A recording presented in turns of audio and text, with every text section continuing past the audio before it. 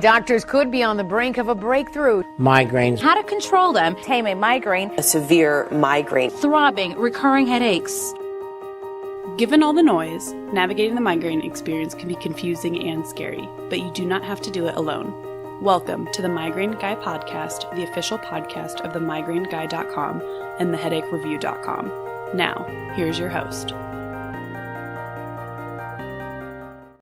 If you want to help keep everything that the Migraine Guy does free, then you can become a patron over at the website patreon.com. That's Patreon.com. Patreon lets people contribute funds to other people whose work they value. Becoming a patron does things for me, such as allowing me to buy new products so that I can do product review videos so that you know whether or not a given migraine product actually works before you buy it. It also helps me do things like upgrade the microphones and cameras for both the YouTube channel and this podcast. And more importantly, it helps me be accountable to you, my migraine community. You can pledge as low as $1 a month if you want to, and every single dollar does help. Just head over to patreon.com/themigraineguy to become a patron today.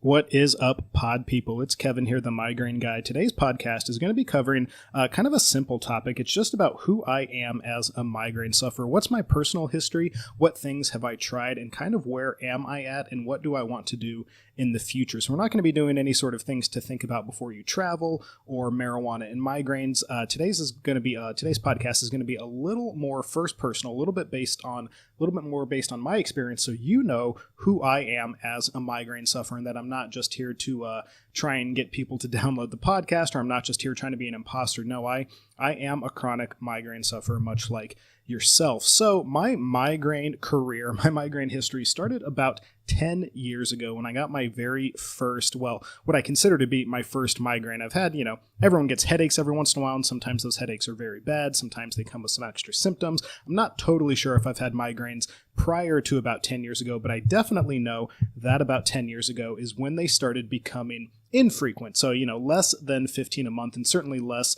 than once a month. It was about once every 3 to 6 months I started getting migraines. And the very first one that I got was a doozy. I remember it was just this blinding pain, intense light sensitivity, real inability to kind of formulate sentences, but just a ton of head pain was kind of how my first experience was. Overwhelming head pain. I just, would put some sunglasses on and lay down in a cold, dark room. Didn't really search anything on the internet at the time. I just knew from some people who I had heard who had migraines that, take away the light sources and kind of wait it out in a darkened, cold environment, and that can help a little bit. And that's what I did. And, as I said, they were very, very infrequent.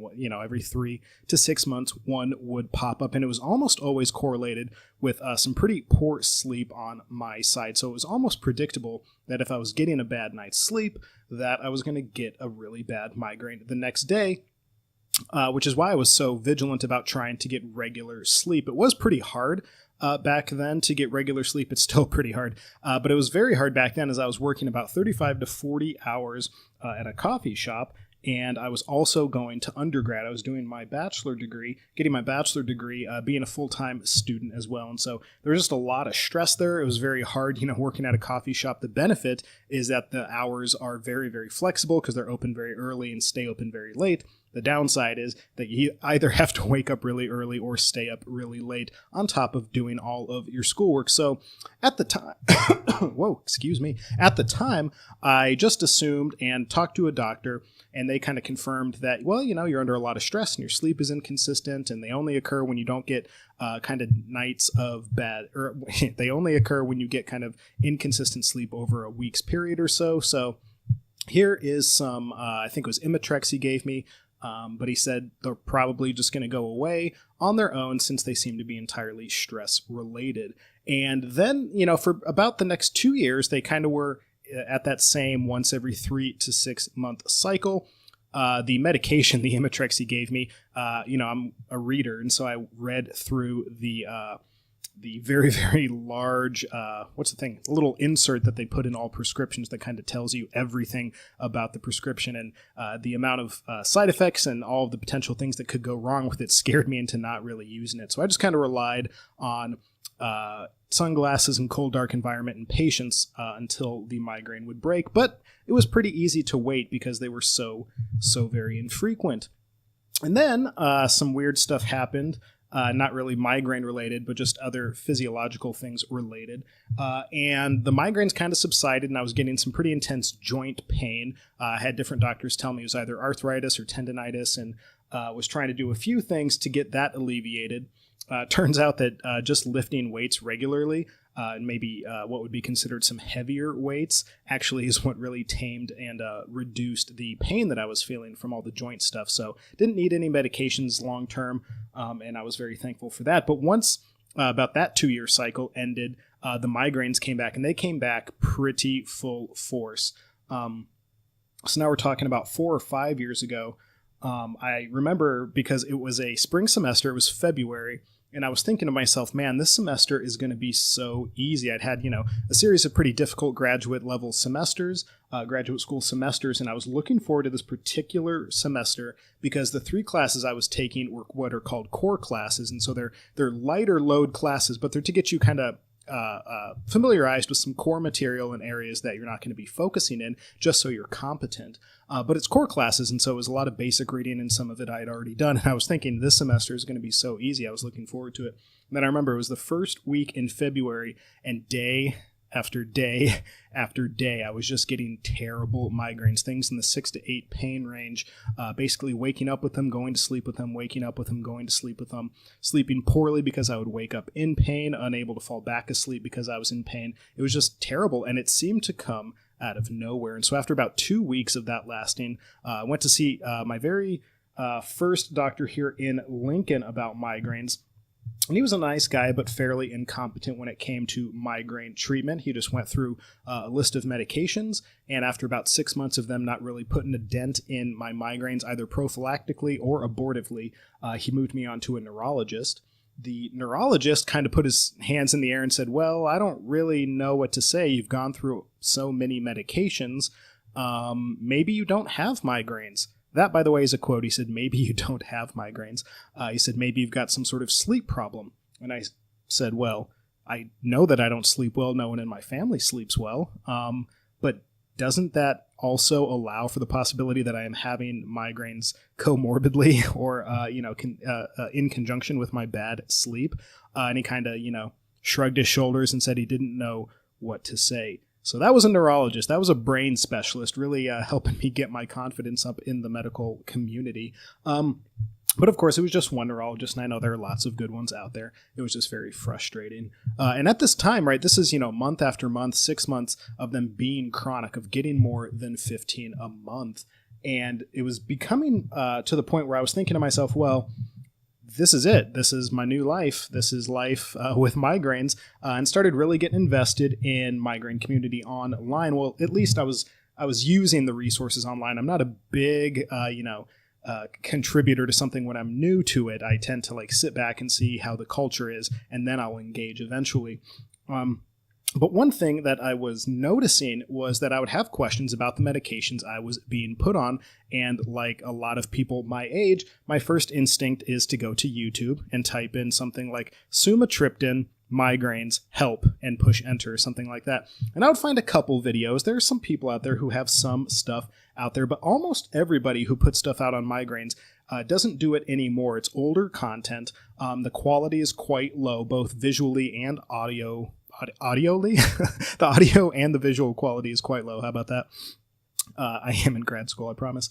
And so it was kind of frustrating because then I would have to read stuff about the medications. I couldn't listen and watch someone explain it to me. And, when you're getting a really intense migraine or you're getting them chronically, sometimes reading is just really out of the question, or at least reading on a computer screen is out of the question. And so it was really kind of difficult for me to get good information in a way that I was able to consume it because of the chronic migraines. And so that's why I started the Migraine Guy YouTube channel. The first series of videos I put up were just my little Chromebook, which has a pretty poor quality webcam and microphone on it, and just did some videos about the medications. The software I was using was actually an online software that only allowed you to record 5 minutes of video, so that's why they're all 5 minutes, and that's why they're all pretty poor quality.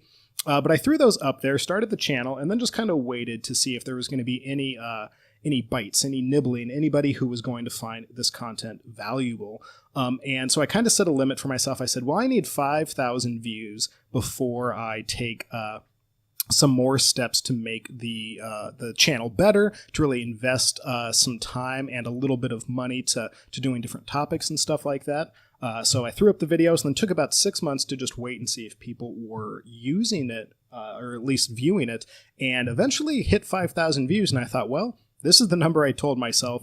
And my migraines are still pretty chronic, but at least I can do something that people in my position, or people in positions worse than mine, will find valuable. So let's dive in to the YouTube stuff a little more. So got a better camera, got a decent microphone, kind of organized my recording room, the room that I record in, a little bit so that it was not so cluttered, and then just started pumping out, trying to, at least anyway, pump out a video a week, which is basically the average that I do, but sometimes I'll do 3 in 1 week and then not do a video for 2 weeks. So on average, it's once a week. But that's kind of the YouTube story. That's youtube.com/themigraineguy. If you've never checked it out, please check it out and subscribe. We're getting close to 1,000 subscribers, by the way, which is pretty cool considering that I think I only broke 100 subscribers about 9 months ago. So there are lots of us out there who need this stuff, and there's lots of us out there who need connecting. So that's really the reason that I started the YouTube channel.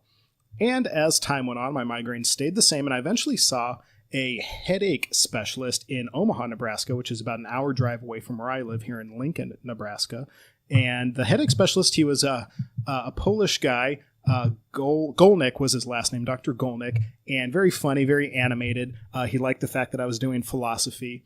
He knew some philosophy and knew some people who write philosophy of science stuff that he likes, and so he was chatting with me about that. But his idea, his methodology, was clearly superior to the general practitioners that I saw about migraines, or even the neurologist. And his methodology to migraine treatment, migraine medication, was that you need to have a bunch of different medications going simultaneously and trying to adjust them to see if some sort of combination at particular milligram dosages actually will help you. He said, I know that you've been on something like amitriptyline at certain milligram dosages for so many months and it didn't do anything, but that's not enough. That's not enough of a trial with the medication, because some people who don't respond to, say, 100 milligrams might respond to 200 milligrams.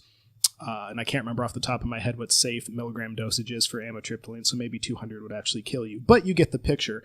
If one dosage doesn't help, you might up it 5 or 10 milligrams and try that for a month and see if that helps. And if it doesn't, maybe you need to up it again. And so he was very honest with me. He said, you're really going to be doing this for at least the next 2 years. We're going to be going through a series of medications and adjusting the milligram dosages over time. And in fact, you might be on a couple of medications, both being prophylactic in conjunction with an abortive. And if that abortive doesn't work, we're going to try a different abortive with these other medications simultaneously. And so I really appreciated his honesty. I really appreciated his methodology. It was clearly a much superior way to try and combat migraines with medications than the other doctors that I had seen. And then after talking to some other people online, I noticed that that was a similar methodology that is employed by some of the better migraine doctors in the world. And so that was kind of a nice benefit to seeing the guy. The down part was, since I'm in grad school and being able to read frequently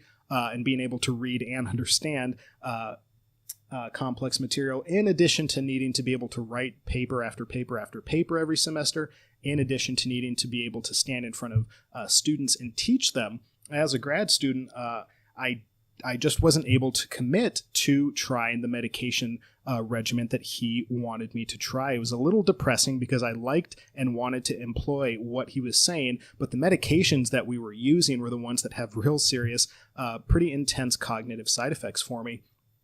Things that I remember staring at my computer screen one day, wanting to type a couple pages for a paper I was working on, and I stared at the computer screen for probably about 5 or 10 minutes because I had thoughts in my head that I couldn't translate into my hands typing on the computer. It was just this weird disconnect. And after going off the medication for a couple weeks, I was able to regain the ability to type. And so I kind of realized I can't do the medication stuff that the migraine headache doctor wants me to and be a good grad student. So I need to pick, what do I want to do?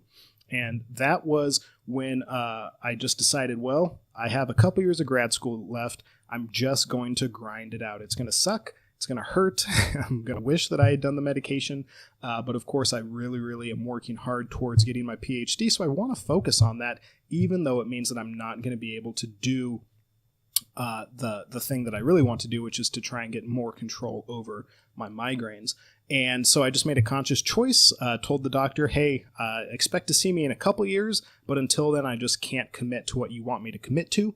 And, he was depressed, sad, or whatever, wanted me to reconsider. But of course, that's just the reality that I'm living in right now. And so I just had to make peace with that choice. In addition to that, about that time is when the YouTube channel started getting a little bigger. And so I started a private Facebook group, the Migraine Guy Support Group. And I did that for two reasons. One, it was a selfish move. If you're on Facebook, there are a lot of migraine support groups, and some of them are very, very large, thousands, tens of thousands of people. But there isn't a real personal connection in a lot of them, and there certainly isn't a lot of accountability in these groups. People can go in there and say, hey, have you tried, putting a banana peel on your forehead and drinking water every hour in order to get rid of your migraines? And they can link to their website, and they can charge you $50 for their, quote, cure. And nobody in these support groups moderates and kind of polices this kind of content. And so you can get really good, really supportive people there, but you can also get these kind of scam artists. And it was just frustrating. So I figured, well, why not start my own? So I started the Migraine Guy Support Group, and it was just, me and my wife that were in it for a little bit because nobody was joining, because nobody knew why they should join it when there are all these other support groups out there. Plus, when you have a really, really small group and people search for groups like yours, Facebook prioritizes larger groups first since they're more successful. And so mine just wasn't getting a lot of action, which was fine. Why would it? But then I started adding some people to it from other groups that I noticed were active and supportive and knowledgeable about migraines. And those were the kind of people I wanted to be around. And then in addition to being kind of selfish and wanting to get the quality people, the people who really know what they're talking about in my group, the group just was this way for me to reach out and try and not help other people, because I'm certainly no expert on any of this stuff, but just build a community where people can know that they're not alone. You read some of the statistics on the rates of depression and anxiety and other comorbid conditions for migraine sufferers, and sometimes it can just be a horrible, lonely existence for people. And the best way to combat that is to be around like-minded people who know what you're going through, or at least can understand what you're going through, who can empathize with you, who can maybe hear you out if you just need a rant, who can give you advice about your doctor if you're confused about what they're saying, or any number of things can be fixed or at least addressed when you're connected with other people. But at the same time, if you're a migraine sufferer or chronic pain sufferer of any kind, you know that going somewhere and being around other people sometimes is the last thing, not only that you want to do, but it's really the last thing that you're going to do, because it's just not going to help. And so a support group online really, to me, is the best way. It's the way. It's the most bestest, superiorist version of support for chronic pain sufferers. And so I'm a real advocate for it now that it's been working not only to help people, but to kind of build a sense of camaraderie. People feel in our group, at least, like they can rely, they can post a question, be honest, and get honest, supportive comments back. And people that try to come in and scam and talk about drinking water, using their particular supplement to, quote, cure your migraine, get booted almost immediately. We have a couple of good watchdog moderators in addition to myself. Shout out to Sarah Cairo and Michael Martin, our moderators in the group. They do a fantastic job. Also, they are going to be contributing to the Headache Reviews blog. If you want to hear what their story is in blog form, you can check that out at the Headache Review. Sarah's got one post up now. Michael's got some coming, and they're going to be posting semi-regularly, as much as they can. So that's kind of where I'm at right now, migraine story-wise. I know this is a bit of a ramble, but it's kind of, the way it is when you're talking about your life. You talk about one thing and that bleeds into another aspect, and then you try to bring it back to the main topic. So that's where I'm at. I've got about a year left of grad school, crossing my fingers anyway, that I've got about a year left. And the medication, yep, as I said, is on hold. I'm not taking any medication. I do take about a 1.5 milligram dosage of melatonin every night. Melatonin helps me sleep, which is great. Well, I'm sorry, it doesn't help me sleep. It helps me fall back asleep. And that's one thing that I did notice with melatonin is that where I typically would wake up at 2 or 3 in the morning and just not be able to fall back asleep, when I remember to take the melatonin consistently, I'll still wake up throughout the night, but I'm able to fall back asleep at least for a couple more hours. And sometimes that can just be what I need, right? Good sleep, or at least better sleep, is always a good thing when it comes to chronic migraines. And so at least I'm not getting additional migraines through that kind of problem that I had before with my sleep. What else am I doing? I use a lot of the normal resources that people do use. I love ice, the ice cap, the cryo helmet, the migraine hat, the headache hat. They're all pretty good. I have one of each, and I use them pretty frequently. What else do I do? I'm also going to be doing a product review on the YouTube page for the, they're not a supplement company, but their product is supplement based. The brand is Head-Aid, and they make migraine little packets that you mix with water and drink. They have different formulas for different circumstances. Some are abortive, some are to help you sleep, some are to do in the morning.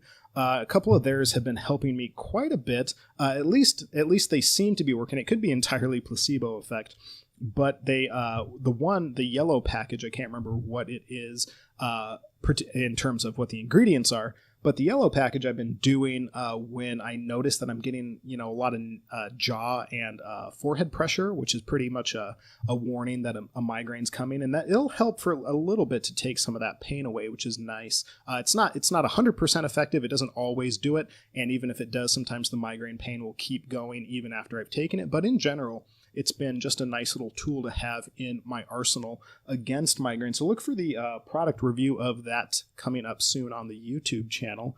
And apart from that, stress management techniques, breathing techniques are all very important. Working out regularly, if you're able to, is important. Even if you can't lift weights or you can't run a marathon, even if you're confined to just kind of laying down on the ground when you get your migraines, or if you get so much pain throughout the day that you're actually just unable to really do anything, when you're able to move a little bit, even if we're talking about just a couple leg lifts and a couple stretches, that is more activity than you would otherwise get. And so it's always a good idea to move as much as possible. You certainly don't want to develop, back problems because you can't work out because of your chronic pain if you're able to at least maybe go for a 5-minute walk every day. And so walking, can help realign your back, helps get your hips engaged, yada, yada, yada, all sorts of good stuff. Just little things can help you with your migraines. So I just encourage everyone, it's not a cure, it's certainly not going to be the solution, but it can help overall. Plus you get a nice endorphin release when you work out regularly, so that can help combat some migraine pain as well. Though, of course, for some people, physical activity is a huge trigger, and so working out would be basically guaranteeing that you're going to get a migraine. So it's not a one-size-fits-all, and you really need to see how your body responds to different types of exercise. I don't know where that came from. I thought I was talking about myself, not giving advice. What else can I say? I started the podcast because I like podcasts. I listen to a lot of podcasts myself, and it's just another way to get information and connect people who get migraines and help them know that they're not alone, help them know that there is someone else out there who understands what's going on and who wants them to be connected to a community, even if it's just listening to my voice. And so that's why I started the podcast. Plus, podcasts in my eyes are like, they have lots of pluses, a lot of minuses. And one of the big pluses is that I don't have to worry about how I'm looking, right? You do a video on YouTube, you don't only need to sound good, but you need to kind of look like you're giving your best version of yourself. You want to make sure your hair's okay. You want to make sure the lighting's right. You want to make sure the camera's angled right, blah, blah, blah, all that kind of junk. Whereas a podcast, it's just my voice. You don't know how I look right now. I could look disgusting. I could have snot dripping down my nose or whatever. I might not have showered for the last 3 days, but you don't get any of that. All you get is my voice. So it does help me pump out more content without having to be focused on how I present myself physically. So that's nice. What else? Let's see. Yeah, and then just, the normal social media stuff, the Facebook page, the Twitter account, the Instagram.